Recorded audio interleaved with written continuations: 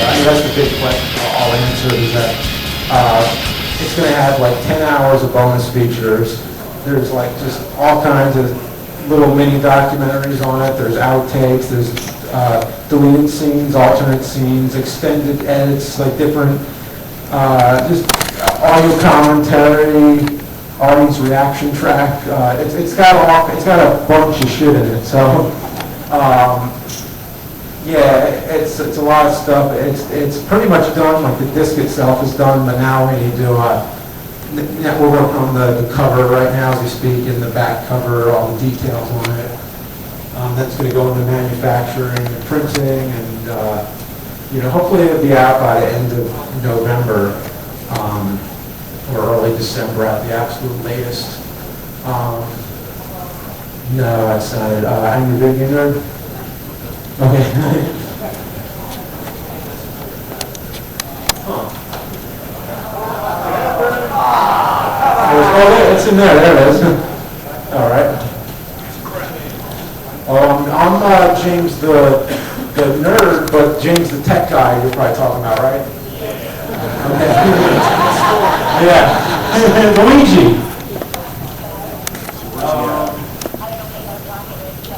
Yeah, Kyle's here too. Kyle's in the back. Yeah.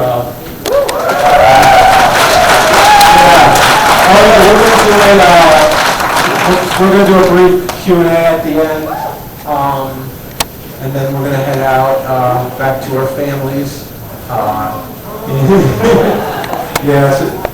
So both of us are like so exhausted right now because both our kids do not sleep at night. This was great. It's cool. I've never been to Syracuse before, so it's good to always be somewhere I haven't been yet. So we need them in mind. We'll get this thing started. Oh, Mike, he's back home editing right now. He's working on, holding the fort down. That's the massacre.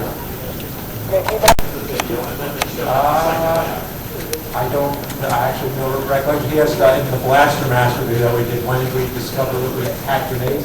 I don't remember. Like, I don't even remember, I don't know, we just play it, just whatever happens, happens. So. Yeah. It might have been the way it was edited or something, because I know sometimes, like, we'll edit something and then we'll find out, oh, wait, that doesn't actually work. Like, there was one time we were doing, sometimes we make revisions at the last minute. We were doing the video for the Atari Jaguar Highlander game, and we were getting our asses kicked in the beginning, and we couldn't figure out, like, how to kill the guys.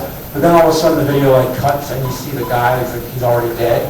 And I remember that was like a last minute revision where I watched the video and was like, oh Mike, this part doesn't make sense because you see the guy dead already. You should show the part that explains where we killed him. So every now and then something like that will happen, if that makes any sense.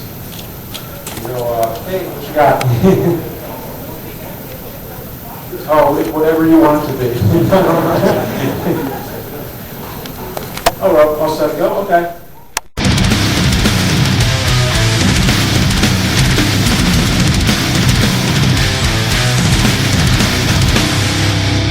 Sounds like y'all had a good time. Enjoy it? Thank you. Cool. Yeah, glad you had a good time. And yeah, let's just start questions. Like, any questions about the making of the movie or anything? Anybody, working on trying to make movies themselves? Anybody got some, things you want to know? Hey, what you got? Yeah. I actually have two questions to start off with. What is your biggest challenge for making a movie apart from making the nerd series itself? What's the different challenge with making a movie? That's anything that's different than making the episode itself. I mean, everything really. It's like it was really like night and day. Like the amount of production, the amount of locations, the amount of like pretty much everything you see on screen. It's like we had to do that, we had to do this, and that. And when it's just me in the basement, with just shooting myself, it's a lot easier. But I don't know. I'm trying to think of the best insightful way, the most specific thing about it. But I would say it's a lot of locations, it's a lot of the effects, and the length of it. It's definitely a lot of challenges for sure. Yeah. Now, my second question is, since after the movie just got done, what's next in store for the nerd series itself? Just more videos. More videos in general. Like I just finished some more, it's bullshit episodes and the stuff on them. We got 6 new ones. I'm just looking forward to getting back to making videos. Like I'd like things to get a little normal again, just so I can. I want to make more board games episodes. I don't think I would top the last one, but the Dream Phone episode, but. I still have all these ideas that have just been postponed because the movie's got to get done first. This year was all about just finishing the movie. And then, of course, long-term thing, future movies. There's probably narrowed down to 6 different ideas for another movie now. So it's just which idea do I want to make the most? I have to pick one and then I'll start on that next. So I want to make horror movies, science fiction movies. All kinds of stuff, so it's just a matter of time, what's going to be the next thing. Yeah. Well, I guess no matter what happens, you'll always be the nerd to us. All right, thank you.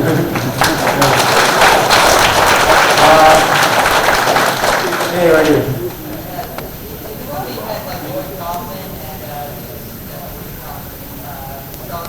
Yeah. Oh yeah, Lloyd Kaufman or Doug Walker on speed dial.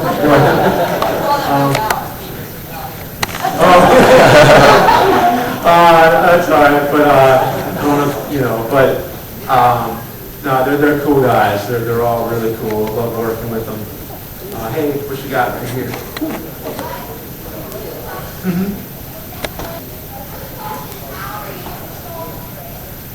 How am I in the Nostalgia Critic?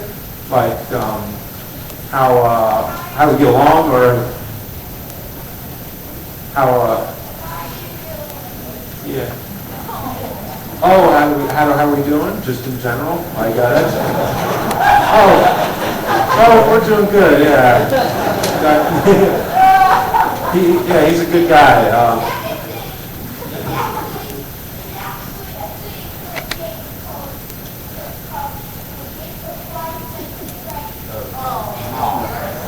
Sounds like a lot of people know it.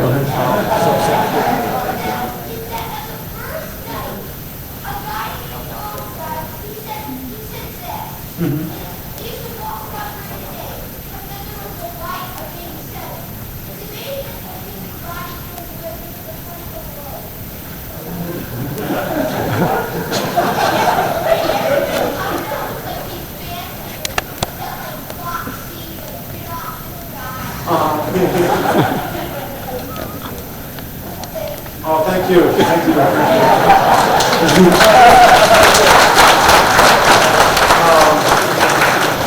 All the way, red shirt all the way at the end.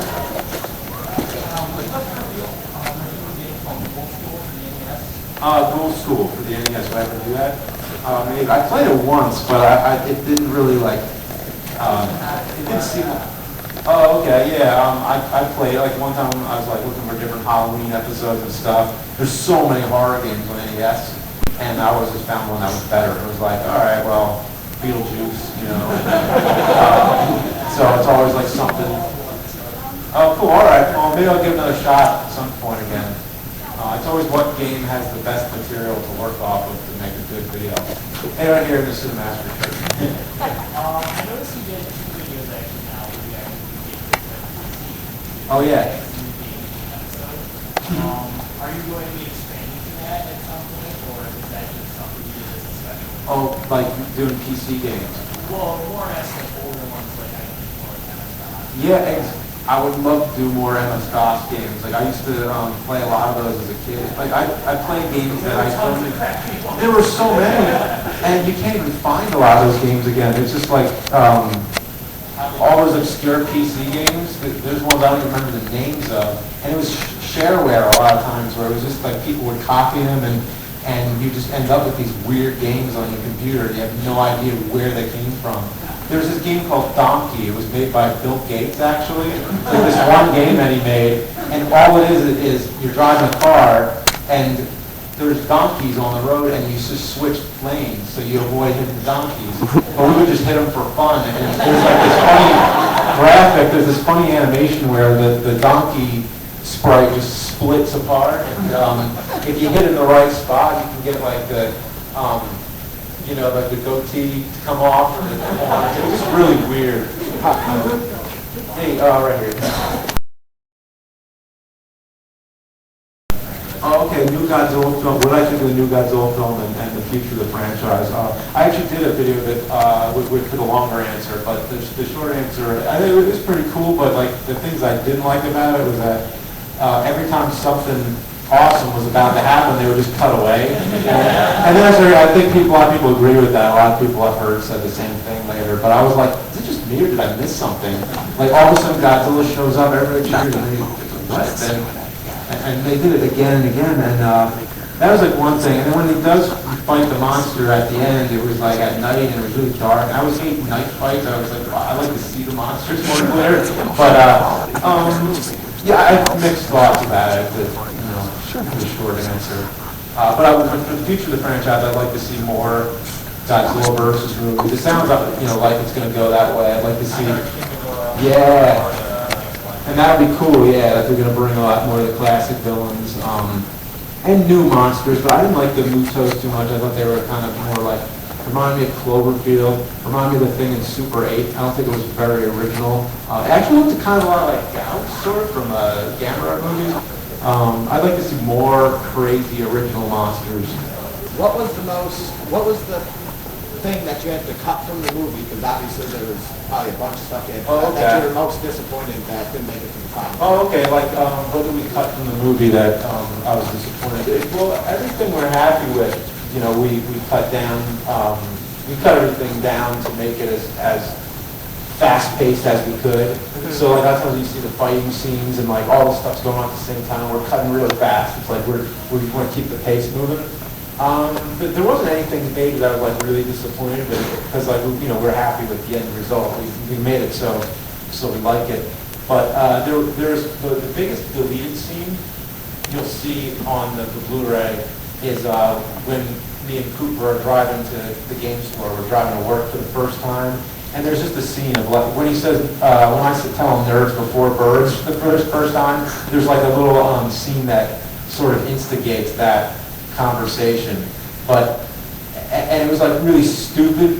It was like a really dumb scene, but we wanted it to be stupid because it was kind of like, originally when we made the movie we were thinking like to start it off and make it feel like there's no agenda, that it's like Revenge of the Nerds or something. We looked to a lot of 80s comedies or 90s comedies that kind of like is just one gag after another gag. But then as the script developed, we realized that it could really be a lot more than that, and that's what it became. So that part was kind of like, all right, this scene doesn't really, it's not that important, and it's there just as a gag, so let's just cut it out. And it'll be on the Blu-ray, so it's, yeah, you'll see it there. Cool. Hey, hey, right here. Never did Jurassic Park, you did watch that, but you never did Jurassic Park Trespassers. Oh, okay. Yeah, What system is that? It's for PC, and basically it's also a terrible game. Oh, okay. Like, you have Yeah, I bet. Oh, You really? have terrible ways. Huh. Your house, rather than having a health bar, and you see you're playing as a girl, and you look down, and there's a little heart on your cleavage, Huh. and it'll like deteriorate as you get hurt. Oh, okay. Jurassic Park Trespasser and Ill Believe. Okay. Cool. Let's see. Hey, oh, in the back right there. Yeah.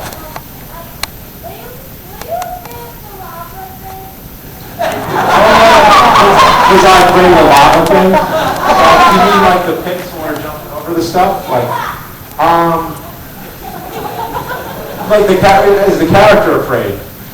Or was I really afraid filming it? Oh, him. Yeah, oh, yeah, I'm sure he was. Well, oh, me? Well, we're really just jumping on these tables, and there's a green floor, and we're in the basement of this. There we go. Yeah, I was afraid of the location, I could say. We were filming in a sewage plant. And we're in the basement of this place. And it was awful. I still have nightmares about that place. It was this large water treatment facility in LA. A lot of it is abandoned. And it's also a really high security zone. So we were actually the last film production that they let film there, actually. But this huge place was, there was so many abandoned rooms, and there was this one room where the whole floor was covered in bird shit. I'm not kidding. It was like the whole floor was this thick in bird shit, and there were bird skeletons just like everywhere. So like a bunch of birds got trapped in there or something.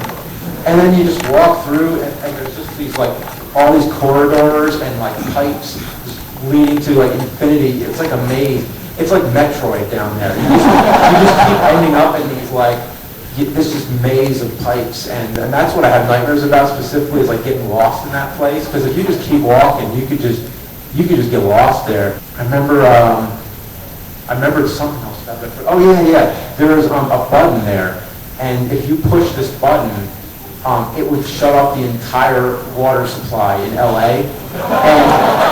And they asked for a $12,000 deposit to film in that room, which we actually opted out of because we were so worried that with our film crew, with like 50 people shooting this small room, we were worried somebody was going to bump that button.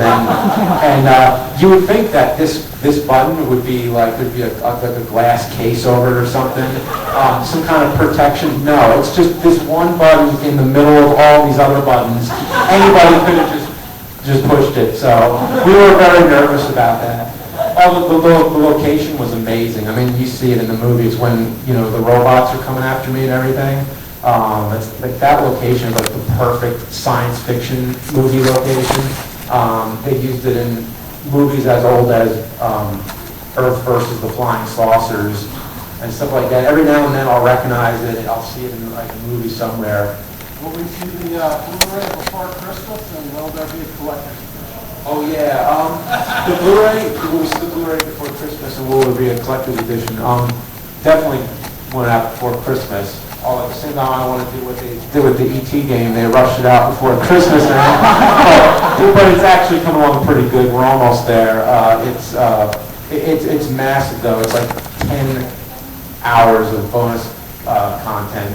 But I don't think there's going to be a special edition because I'm basically trying to like put everything I could into this one. Because I always hate that with movies when they come out with a version and then it's like, oh, a few months later, here's the special edition. So with this one, I'm just trying to do everything all at once. So here it is. Here's the whole package. You got it, and it's done. So, yeah. Yes. Yeah. All right. Thank you. Hey, right here.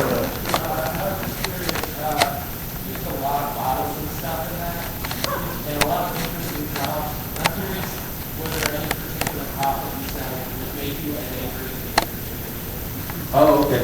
Any model in the movie, like miniatures, okay. At first I thought it meant like supermodels, because I auditioned, when we went to the audition process, we had a lot of supermodels actually, which was interesting, but yeah, I lost track. Yeah, miniatures. The miniatures were a pain, yeah. Like you think it's not that hard, but it's really difficult when it's something specific. Like with the van, like we couldn't just buy any like toy van. We had to get a van that looked just like the big van. So we had to like build all those things out of like model kits, and we had a guy who would take parts of different model kits and modify it to make it look just like the big one. That tank, it's such a specific tank to get. And then the plane, to get the miniature of the plane, we had to find a plane that had the same cockpit that we were seated in, and it's a cockpit where there's two seats next to each other, and that's kind of not a usual design for a military aircraft, so we had to find something like that. And then there was like the UFO model. The UFO was a model. It just took a long time to get all that stuff made. Oh, and then the big models, like the buildings that the monster was destroying. Like a lot of that stuff was like it would take months to build one thing, and then you don't even know if it's going to work, because like when they go to break it, it's going to break one time, and then that's it. You don't get take number two. Like there's nothing. And there were times where it's like we didn't know if like this was going to work, and we had all this glass, like when he punches through the windows and everything, and it would be like, okay, like once this breaks, it's done. But luckily, we always managed to get it. Like maybe it didn't come out exactly how we expected to go, but you know, we got it. Like there was nothing that failed there. Any word on if we're going to see the Wii U version of the Angry Video Director? The Wii U version. Oh, the Angry Video game. Didn't? Yeah. To be honest, I'm not sure. Did it come out yet? I thought it was. Oh, okay. I heard that too. I heard that it was coming out on the Wii. The Wii, at least, I don't know if it was the Wii U, but the Wii, right? Yeah. Huh. Yeah, sorry, I wish I had more info on that right now. Yeah, that's okay. That's all right. Hey, how you doing? So I already what games did you look at that moved to 5 expectations? When did you expect to launch what they did for investors? Okay, a game that defied my expectations. Off the top of my head, I think it was Nick Kids, because we mentioned earlier, was that I remember when Nick Kids was one of the early games where it was the lesson learned and do some research, but still, I mean, some people enjoyed the episodes, that's cool. But when I did the episode, I was like, oh, Nick Kids, it's a game based on McDonald's, oh, that's got to be terrible. And I went to play it, and I was already doing I was really deep into the review of it. And I'm like, you know what, actually I'm surprised, this game was actually better than I thought. And I was disappointed that it was actually decent because I wanted it to be terrible. So there's that kind of thing that happens. And then the other way around, the other way around, I guess, could go for every game when you're a kid. Like Back to the Future, that's got to be awesome. That was a great movie, but then you play the game. It's like, no. So. Mm-hmm.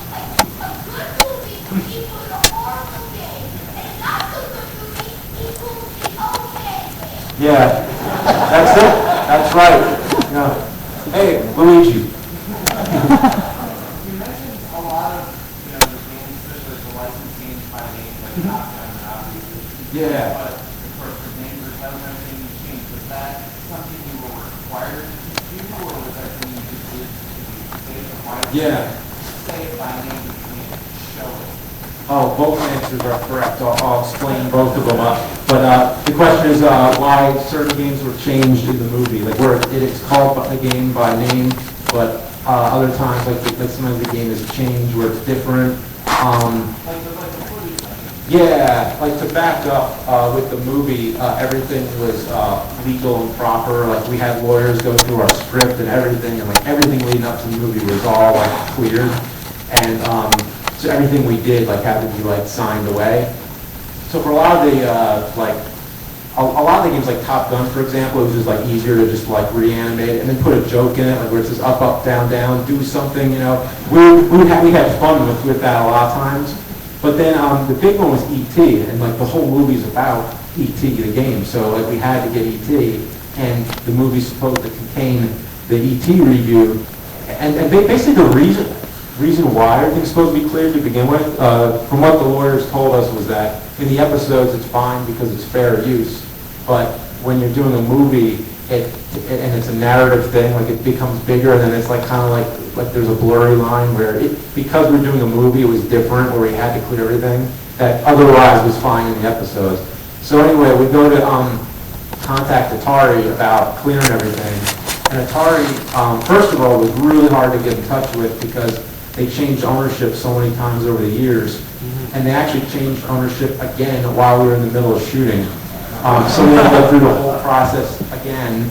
But anyway, they were able to clear everything for us. They were able to sign off on the joysticks, like the consoles, the Atari logo, like everything Atari was cleared for. We could use Yard for Revenge, we could use like any Atari game.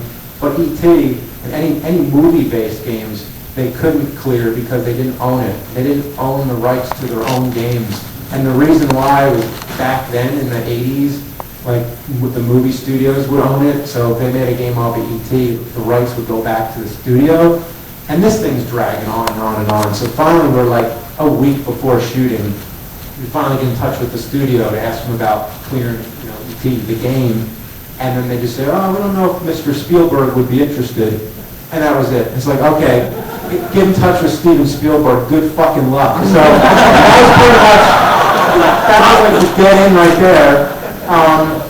And I'm like, well, how would you know if Spielberg wouldn't be interested? Because he would love this. But anyway, we couldn't do anything about that. So like, we go right into shooting, and it's like, what the hell do we do now? So it's like, we changed it. But now I kind of think it's funny, because it's kind of like a parody. The whole movie's like an alternate universe. Yeah, just a fake reality, so it's kind of like, well, there you go. So it's a complicated answer, but yeah. Hey, right here, with Mega Man shirt. Games I enjoy playing that aren't terrible. Current or old, or well, there's so many. Like, I love all the great classic ones, like all the ones on NES, like Zelda, Mario, Contra, all the classics. I can't really think of any like surprises off the top of my head, but games were really challenging back then. I don't think they're as hard today as they were, and made us into tigers.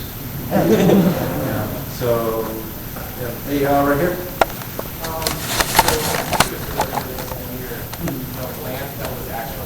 Yeah.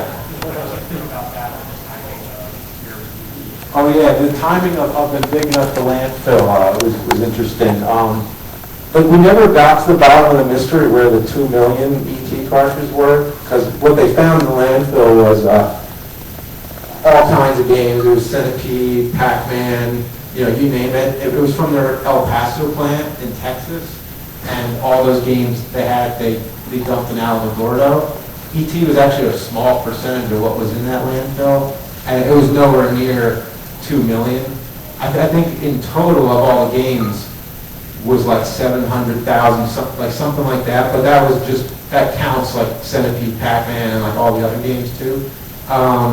So we never really did get to the bottom, but I've heard suspicions that there was, because Atari had their main headquarters in Sunnyvale, I believe, and that was where there is another landfill there I've heard about. So it's not like, it was kind of like two separate stories. You have the ET game that flopped, and then you have this burial that happened at the same time, which it was documented. It was in newspapers when the Alamogordo dumping happened. Like, that was in newspapers back then and everything. So it was always a fact that they dumped those games, but somehow it turned into this myth. And that's kind of like what we're exploiting in the movie, is like this whole myth factor of it. So maybe the myth is still alive, that those games are out, those 2 million games are out there somewhere, but we'll never really know. In your Castlevania games, you mentioned like Rondo of Blood. Have you actually played any of them? Oh yeah, Rondo of Blood, a great game. But the Castlevania game that it was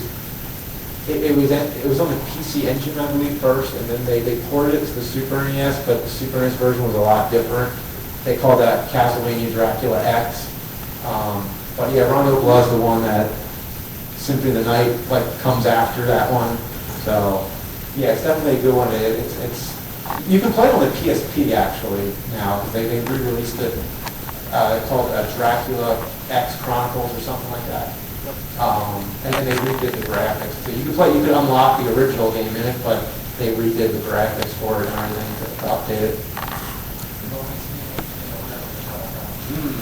And will I make a cameo in a film? Maybe. Cool, nice. Hey. Hey, how you doing? Just 2 questions. Yeah. First of all, what's your favorite VHS film? I've seen a couple of your VHS videos. What's my favorite VHS film? Artwork or...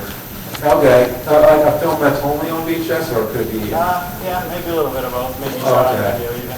Okay, film is, I'm trying to think of like a specific... We want to get into that more, by the way. We want to do more videos about direct-to-VHS movies. Usually like really shitty horror movies. There's one I remember that Mike and I used to watch, The Hook of Woodland Heights. Oh yeah, it's at the end of Attack of the Killer Refrigerator. Yeah, it comes right after that on the tape. So yeah, there's all kinds of crazy VHS covers. Indeed. That was when video art was awesome. Oh yeah, just going to a store and see it all there. Yeah, we love that stuff. There's been a couple really good documentaries about VHS collecting that came out recently. Blank on the name. One was called Just Subtracting. Yeah, I was actually in that one. Oh, nice, I was awesome. just in the crowd, but and there's also Rewind This. I think, Rewind so. This. Yeah, they're both really cool. Yeah, so we've got. My other question was, Yeah. are you planning on releasing your movie on VHS? Oh, yes, I would love to do that. It's just a matter of when I have time, but I just want to I don't know what the easiest way to do that is, other than to just copy it, get a VCR and do it. Do you really? Can you send an email to me, actually? Yeah, I'd love to. Nice, cool. You find on the site? Yeah. Cool, nice, cool. Send me an email, because that would be cool. Yeah, 'Cause yeah. we have thought about that, and obviously, it would just be for, collectors, but we kind of thought about, should we pan and scan it, just for fun, we should have the thing at the end where it goes gray and makes, the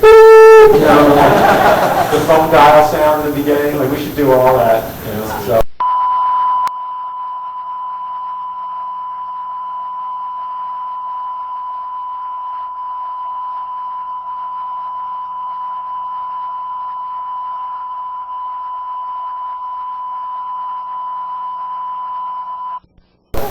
So maybe sometime, maybe next year or something, we'll see. When we get after the DVD and the Blu-ray is done. How about a Laserdisc release? Laserdisc, I have no idea how to do that. How about CED? Electronic disc. Somebody who I always wanted to have a cameo in their episode. Oh shoot, I don't know. Bill Murray, maybe. I don't know. That'd be pretty awesome. How would we deal with them? What would I do in that? So whatever he wants to do. Yeah, we always talked about that, having him. Imagine if he was in a movie and he would just do his own thing. Would you just let him completely change your whole script? I mean, he's Bill Murray, so just let him do what he wants to do. You have a question? Oh, okay, when did I seriously start collecting these? I mean, probably as soon as the videos started, as soon as the episodes started, becoming a thing where it's okay, well now to do this game, I need to have the game, so that started the whole collecting, because I wanted to show all the different consoles, I gotta get a 32X, I gotta get a Jaguar CD, that works, and then that's kind of where it became collecting. And people would send me stuff, so that helped a lot. It was for people sending me stuff all the time. I wouldn't have that whole wall of games. So it's I just give back in the episodes, just be all right, this is like a museum, just a museum of video game history. So that's what I like to do. Hey, Brandon. Yeah, I don't remember a lot of that. You had nightmares about ET, Yeah. Yeah, the scene with the head coming in through the glass was actually inspired by a real nightmare I had as a kid, where it was like that. In the dream, it was E.T.'s head coming in through my window, and his neck would just keep stretching infinitely to come into my room. And it was really, really creepy. So yeah, E.T. was always supposed to be a family movie. I always saw it as a horror movie. I just thought E.T. was scary, especially when E.T. was dying and he becomes all chalky white and everything, and it just bothered me. So we always had to have a scene like that in the movie.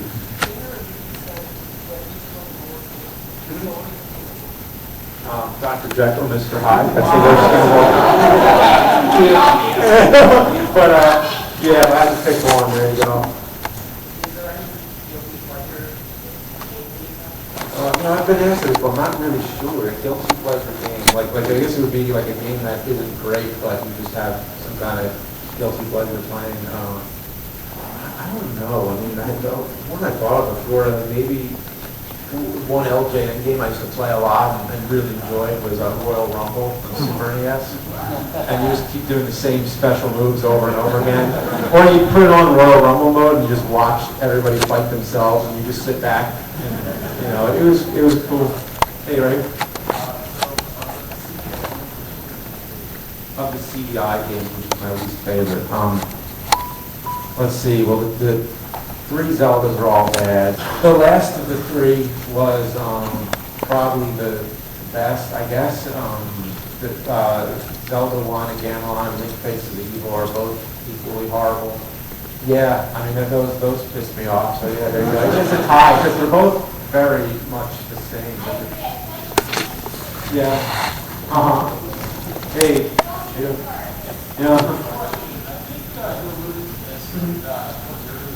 Yeah. Okay. Yeah, well, most of it was in LA, like all the deserts and everything was like, we had to find places, like it's up there right there. It was, that was actually near a place where, it was in Santa Clarita. It was close to where they filmed Death Race 2000 and some scenes from It's a Mad, Mad, Mad, Mad World, my favorite film of all time. It was all around the LA area, and when you're shooting with like union crews and SAG actors, Screen Actors Guild, they have a lot of laws which are reasonable because if you travel far away, if you travel outside of this 30-mile zone of Los Angeles, you have to put everybody up in hotels and everything, like everybody, like all the crew and actors and everything. So it would get really, really expensive if you leave that zone, because then they have to like travel back. You shoot like 12 hours a day, and like you don't want people like falling asleep on the road driving home and everything. So that it's hard to actually find a spot like that that doesn't cost a fortune, like every patch of land all in LA. So like either way, it's expensive. But yeah, most of the locations where whenever you see like the main cast that's in LA, like the big hangars, actually when the soldiers are running around, like that was in LA, the water treatment facility, like the shack at the Mexican town where the car chase happens, like almost everything except for like, when I'm in the basement, or like whenever there's like a miniature shot, like a model, that'll be like either in my basement or it was in my backyard or something. A lot of the monster destruction stuff happened on the East Coast when he's destroying the buildings, like we built all that like in a warehouse. So it was all over the place, this movie. Hey.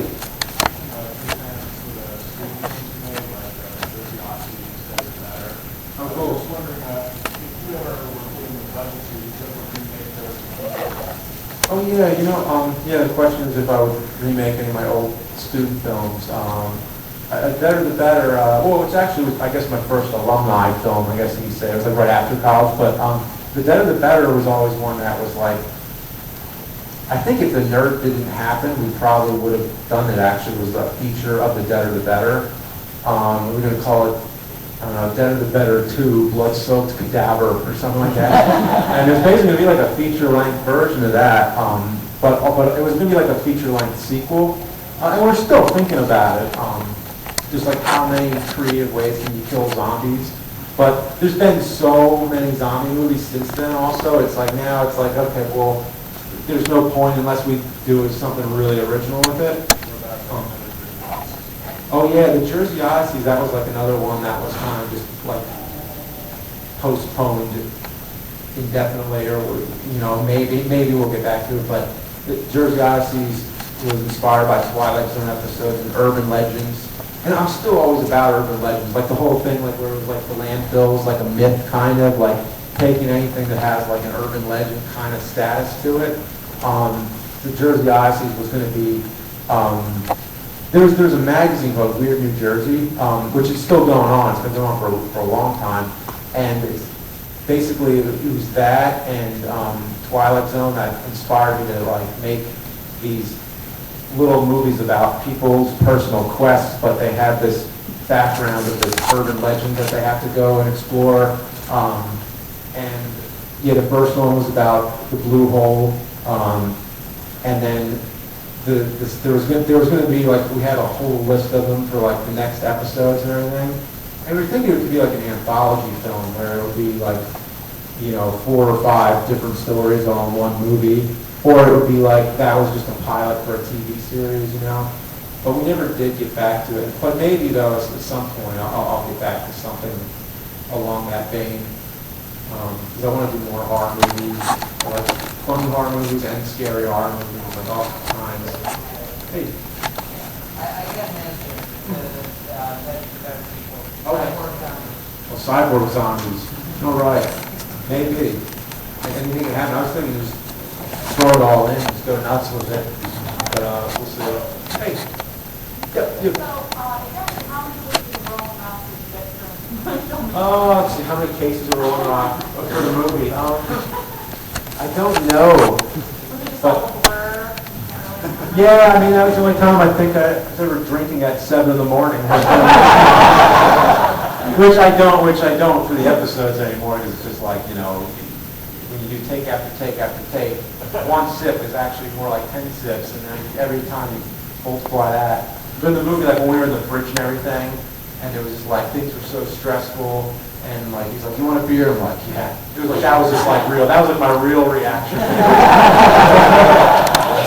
I'm getting drunk. Yeah, no. Hey, right back here. What was the most infuriating episode for you to shoot? Most infuriating episode to shoot for the AVGN series. I mean, the most time-consuming was the Rob the Robot episode. So to just go with what was the most time-consuming, that was it. Because that was like, I already forget now. It was like over 120 hours or something like that to do that episode.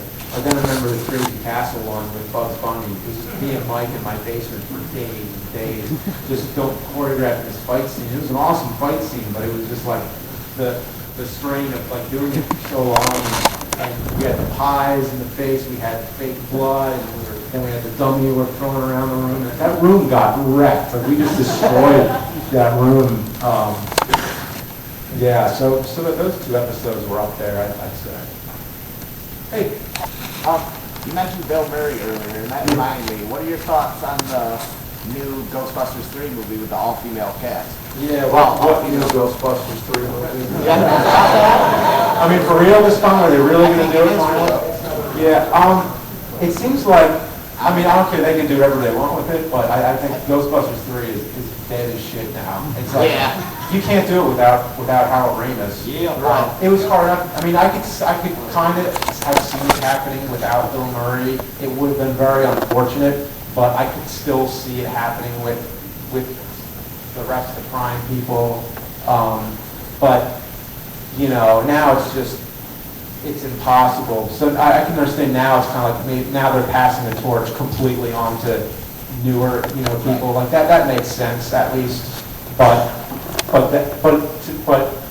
they definitely shouldn't call it Ghostbusters 3 because there will never be a true third. As far as I've seen, I guess it's not a rumor because Bill Murray confirmed, I guess. I'm not. Yeah, I guess, but what happened every year was that they would always say, like, oh yeah, it's happening without Bill Murray, and then next year you hear, oh, they're asking Bill Murray again, they're trying to get him in it again, and then it's like, okay, well now they found a way to write him out of it. Or then it was like the one time that they wrote him and he's a ghost, and then it was like, okay, well now he's not doing it, so it just seemed like it kept going back and forth. Every year you hear something new about Ghostbusters 3, and it unfortunately, and it's amazing all the movies that they made that made it to number 3. Like, didn't they make Free Willy 3? Like, you told me they couldn't have made. There's 4.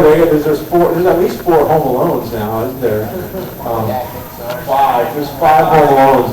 See, it's like they can make sequels to anything except Ghostbusters. Just didn't work out, unfortunately.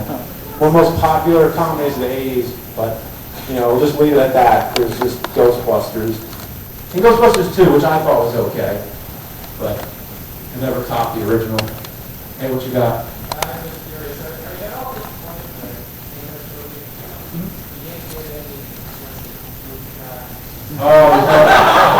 I was disappointed that we got no explicit poop shots in the movie. It was just, I don't know, the story didn't need it. It had so much. It had robots, it had zombies, it had aliens and giant monsters. It was like, okay, well, there was some puke. There you go. We had puke. Yeah. We got any snot. That's ever. But, yeah, it just seemed like we've done it so many times in the episodes. Yeah. Hey. Me? Yep. Yeah. Are there any games that you haven't beaten yet that you still try to go back and beat? Like, obviously not Cheetah Men, because that's broken. Yeah, are there any games that I haven't beat that I would like to go back and beat? Yeah, probably a lot, actually. Which ones I'm seriously considering, though? Oh, I know there's plenty, but off the top of my head, I can't think of much. There is one that I don't think I ever will beat, but Battletoads. Actually, I'll tell you, we have a James and Mike video coming up involving Battletoads. But it's specifically about the turbo tunnel. I've never beat the turbo tunnel, but we'll see what happens in this video. Yeah, Castlevania 3 is a good one. That's one that I got Dracula, but never beat him. So that's a good example. You're an avid watcher, yes.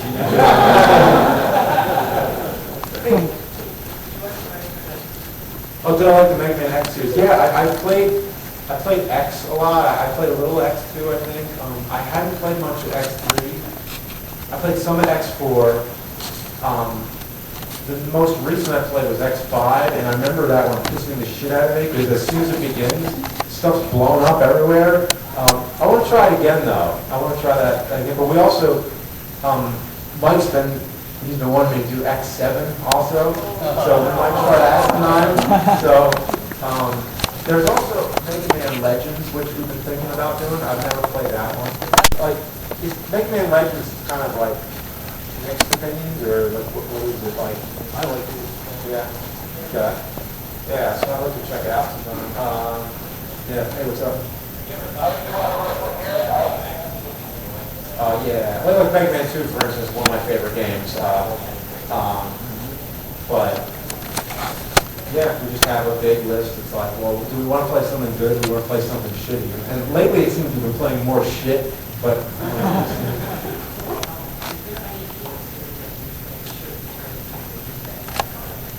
Many game series that have not been turned into movies. If they did, they'd do better. Yeah, probably a lot. Well, no Nintendo franchise has been made into a movie. Imagine if they did that.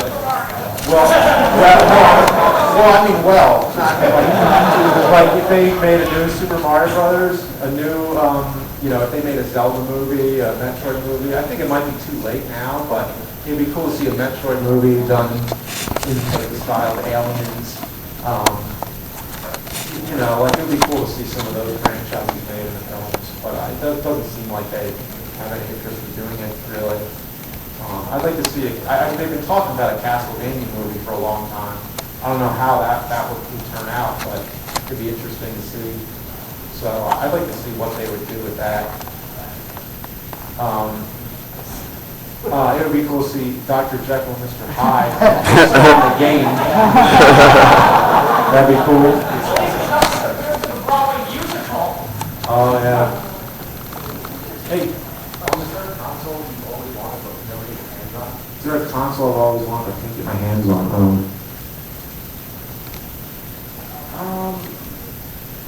Like all the ones that I have, like all the games that I've been trying to play, I have the consoles for, so I don't think there's any really.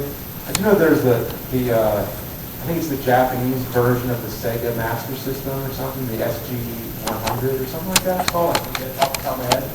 That's always been one where I've been like, oh, it's a Sega console that I don't have, so maybe that one, but I'm not really seeking out anymore at the moment. Hey. Oh, have I ever got any Neo Geo games, or?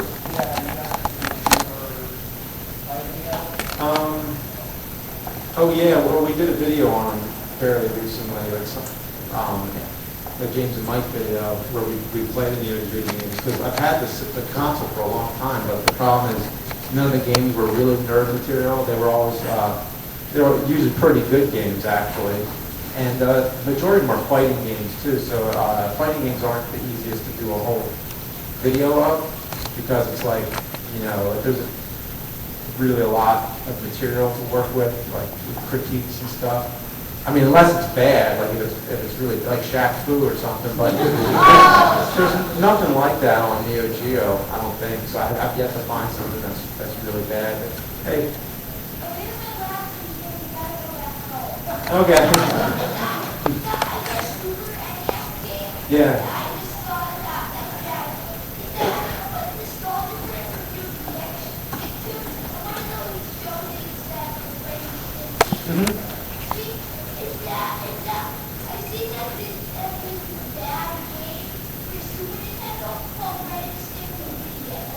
Yeah. Cool. Yeah, I want to try that out actually. Or if you want to make your expectations too high, I think you should probably consider playing the Thomas the Tank NES game. I mean, SNES game. Yeah. Why do I mix NES with SNES? Okay, ready?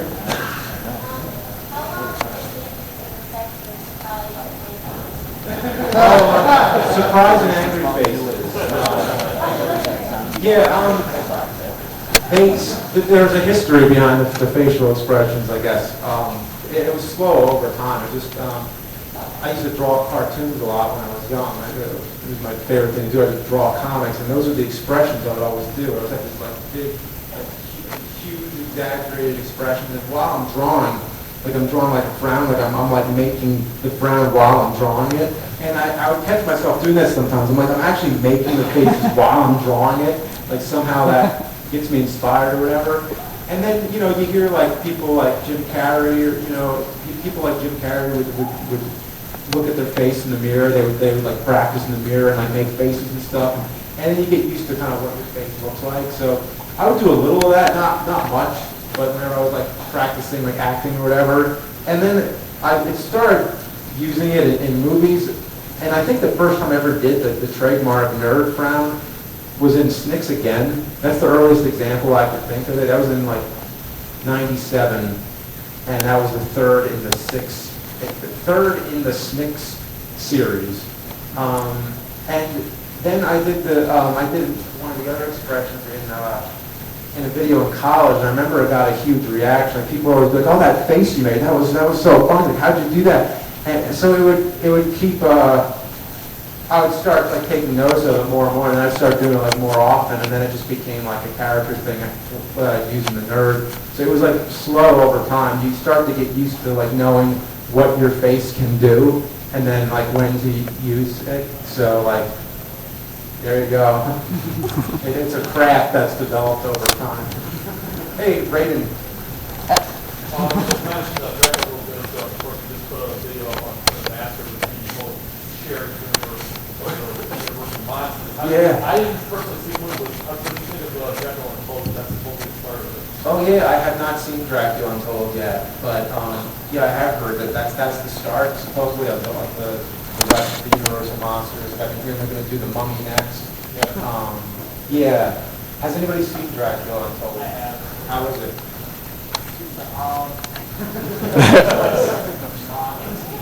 Mediocre. It could have been better if they stayed on a little bit more elevated. They were trying to create a new direction for the character. The direction they chose was kind of bland. It wasn't a terrible film, but my expectations were wrong. Yeah, that's the impression I got in the trailers, but I still want to see it though. Turns out. Actually, more about an observation. I remember people were doing their review on more mobile Dracula. Yeah. They made a comment about Gary Oldman and the old Dracula with the buns. Yeah. That was something I actually did some research on. Yeah.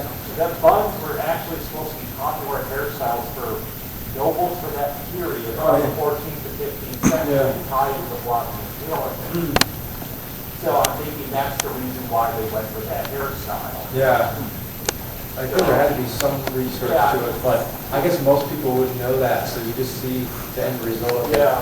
It must have been a bad choice. It must have seemed okay at the time, but like sometimes you research, you have to have like a balance. Like I remember one time, I saw a Q&A with Malcolm McDowell, and he was saying how one time he played H.G. Wells, and to get the voice of H.G. Wells, he decided like try to find some old recordings of him, and he did that, and he found like this one really hard to find like old like record that had H.G. Wells' voice on it, and it's something that most people have never even heard.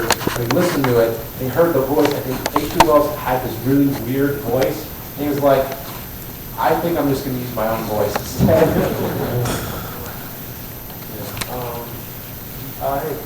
Any chance we'll see the return of Mike's title cards in the nerd episode? Oh yeah, I don't know. Lately we've had them we might illustrate more nerd title cards. I think lately we've had them doing more things like illustrating, the bullshit episodes and stuff like that.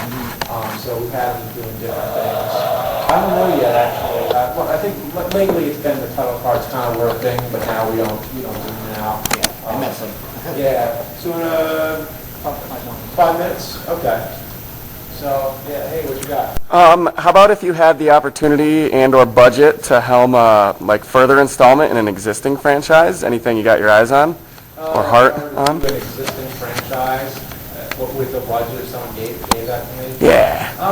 So I never really want that responsibility, but actually, if I really thought of it, I always thought that it would be awesome to do a Halloween movie, Okay. With Michael Myers, but I would do it more. A direct sequel to Season of the Witch? No, I kid. That would be an idea, but no, if I did Michael Myers, it would be like, I would try to do it, I would really, really try to bring it back to the way the original was, but to kind of expand off that a bit. I'd like it to be more Halloween kind of themes in it, like really take the Halloween part of it really serious. I have ideas of it, but it's kind of long to explain. But I don't think I would actually do it. I think I'd rather do my own original material. Right on, that's what I'd rather see. One last question in the back there. Is the nerd on the big screen a one-and-done deal, or is there any possibility for it to happen in the future? Is there any possibility for a nerd movie sequel? I don't think so right now. I mean, things can change, but it's like after having a kid, you ask when you're going to have a second child, and it's like, not yet. It's just that we have so much to do to get this movie, and like if you count starting with the writing, it was an 8-year process of finish this movie. Of course, so much happened in between, and there's so many web videos, but it was like the whole process. The movie was stretched out over 8 years, and I don't want to go through that again now. So if I did a sequel, it would have to be even crazier. It would have to top the first one. There's no point of doing it unless it's even more wild. But now I just know I know what I'm up against. I know how hard it is to pull off a movie like this. That for the meantime, the next movie is going to be something different, something non-nerd. Because I have plenty of other ideas that I want to get to before something like that. So I'm not going to close the door permanently on it. But right now it's a no. But yeah, thanks for asking. All right, I guess we're all set. So next time. Woo! Yeah, I think thank you.